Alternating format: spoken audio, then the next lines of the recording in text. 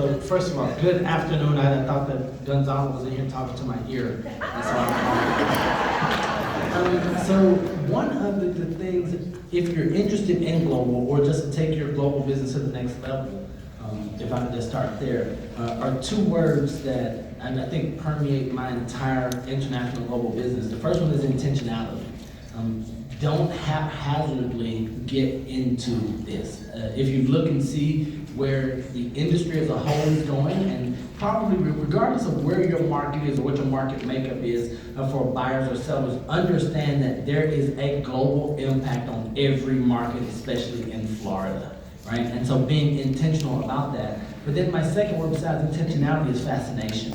I believe that if we look at the buyers or the sellers or those global partners that we're looking at with an air of fascination, that will pull you more so in the business. So those are two things that have led me with the intentionality.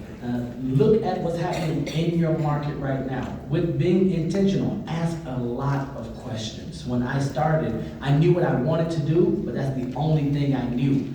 You have great leaders up here. You have leaders that are at your boards at the local level that if you ask them questions, they will answer. The truly great ones among you want to share. They want to give back. They want to pour into because a rising tide raises all ships. So we know that global business, and I would really encourage you guys to be aware and understand what market reports are coming out and know what's the truth versus what's being reported, okay? So know what's the truth versus what's being reported and how you can utilize that in your business. Because I believe that Florida Realtors, NAR, they're giving out great information, accurate information that we aren't utilizing because we're not intentional and we're not looking at a fascination with the market data, with the stats that are coming out, and see how it can benefit those that we're looking to do business with.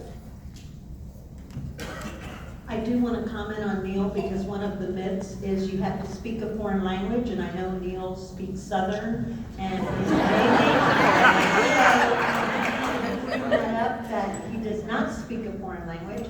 And I know these are just little snippets, but when you get a chance, please spend a little time with Neal because he will tell you how he really got involved in global is by the love of certain foods that he likes, and then he went to restaurants and he followed that love and it led to a lot of business. So thank you. So really quickly, Maria, on that, I want to remind you all of something. So when you say multiple language, do you speak a foreign language? A language that is universal is respect, okay? So whatever respect looks like for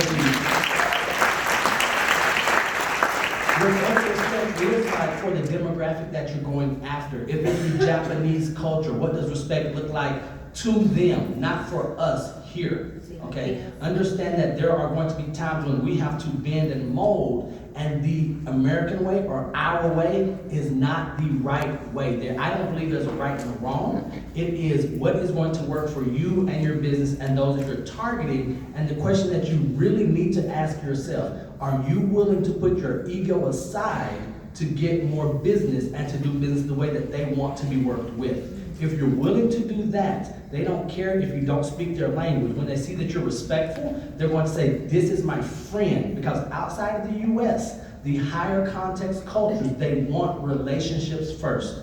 If you understand that, if you grasp that, and if you lead with relationship, it's going to open up so many doors, so many opportunities, and then they'll introduce you, they'll do all the speaking for you, and you can do like I do, just look there and smile, right? That's it.